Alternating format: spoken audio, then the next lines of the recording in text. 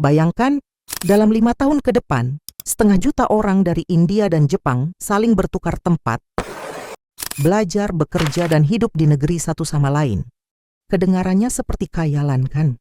Tapi hal tersebut nampaknya akan menjadi kenyataan. Jepang dan India baru saja meluncurkan sebuah program raksasa bernama Action Plan for India-Japan Human Resource Exchange and Cooperation.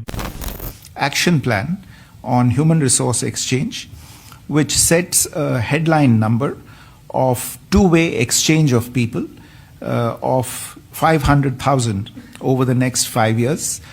Lebih dari 500.000 orang akan terlibat dalam program pertukaran budaya, ilmu pengetahuan, pendidikan, sampai karir. Pertama, mari bicara soal tenaga kerja.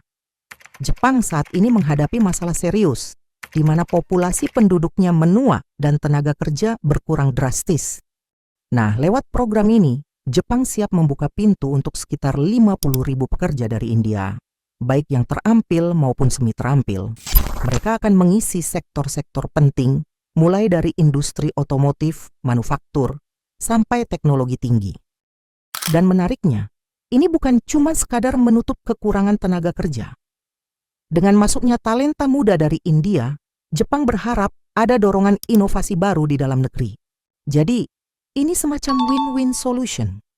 Jepang dapat tenaga kerja dan ide segar, sementara India mendapat peluang global yang tak kalah menguntungkan. Tidak berhenti di situ, ada juga fokus besar di bidang pendidikan dan penelitian. Mahasiswa India akan lebih mudah mendapatkan akses studi ke universitas-universitas Jepang. Ada beasiswa MEXT, ada Sakura Science Exchange Program, dan juga berbagai pertukaran universitas. Artinya, anak-anak muda India punya kesempatan lebih besar untuk menimba ilmu langsung di pusat teknologi dunia.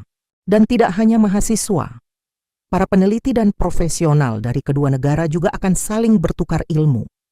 Bayangkan kolaborasi di bidang kecerdasan buatan, energi bersih, hingga semikonduktor. Dua negara besar ini akan memperkuat satu sama lain di bidang sains dan inovasi. Kalau bicara soal pertukaran, tentu tidak bisa lepas dari budaya.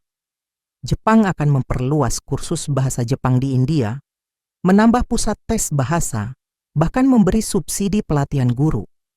Jadi, generasi muda India bisa belajar bahasa sekaligus memahami budaya Jepang lebih dekat. Sebaliknya, Jepang juga semakin membuka diri pada budaya India. Yoga, Ayurveda, bahkan kuliner khas India akan diperkenalkan lebih luas di Jepang. Yang menarik, semua ini sudah direncanakan secara sangat detail. Ada pusat tes bahasa dan keterampilan baru di India. Ada pelatihan vokasional yang disponsori perusahaan Jepang. Ada program magang dan job matching lewat India-Japan Talent Bridge. Bahkan ada rencana membangun pusat keunggulan yoga dan Ayurveda di Jepang.